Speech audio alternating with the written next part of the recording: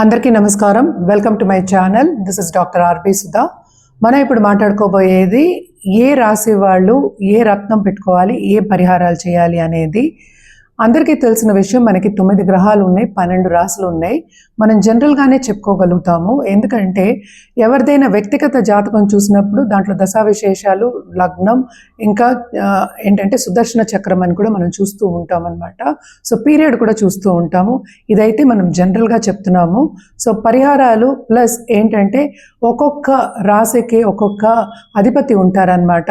So దాన్ని బట్టి మనం చెప్పడం జరుగుతుంది. అదొకటి కాకుండా ఒక్కొక్క రాశిలో నక్షత్రాలు ఉంటాయి. నక్షత్రాలు 27 నక్షత్రాలు ఉన్నాయని అందరికీ తెలుసు.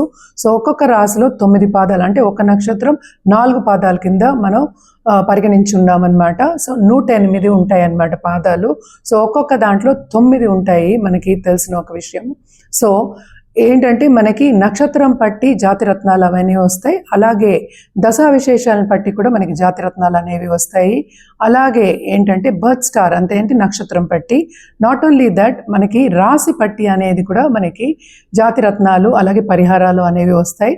నేను ఇప్పుడు చెప్పబోయేది ఏంటంటే అన్ని జనరల్గా చెప్తున్నాను. సో ఎవరైనా జాతకం ఇప్పుడు మనం మాట్లాడుకోబోయేది కర్కాటక రాశి వాళ్ళ గురించి. కర్కాటక రాశికి అధిపతి ఏమో మనకు తెలుసు, చంద్రుడు అయ్యారు, చంద్రగ్రహం అయ్యారు. చల్లని చూపు చంద్రుడు, తల్లిలాగా చూసుకునే ఒక గ్రహం అని మనం ఎప్పుడు చెప్తూ ఉంటాము.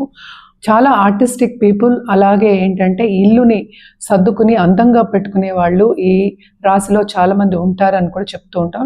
చాలా బాగా వంటలు చేస్తారు, వంటలు ఆరితేరిన వాళ్ళని కూడా చెప్తూ ఉంటాం అన్నమాట. సో ఈ రాశికి చేయవలసిన పరిహారాలు ఏంటంటే తప్పక శివుణ్ణి దర్శించుకోవడం, శివాలయంకి వెళ్ళడం సోమవారం, అలాగే రుద్రాభిషేకం చేయించుకోవడం మంచిది. నాట్ ఓన్లీ దట్, వీరికి మనం జాతిరత్నం ఇవ్వాలి అంటే మనం ఎప్పటికైనా పర్ల్స్ చెప్తాం, అంటే ముత్యాలు, మంచి ముత్యం అంటూ ఉంటాం అన్నమాట. అదేంటంటే మంచి ముత్యం అనేది ఎంత వేసుకోవాలి, ఎన్ని క్యారెట్స్ వేసుకోవాలంటే జనరల్గా ఏంటంటే 10 క్యారెట్స్ పైన మనం చెప్తూ ఉంటాము. దీంట్లోనే డిఫరెంట్ కలర్స్ కూడా మనకి వస్తూ ఉంటాయి.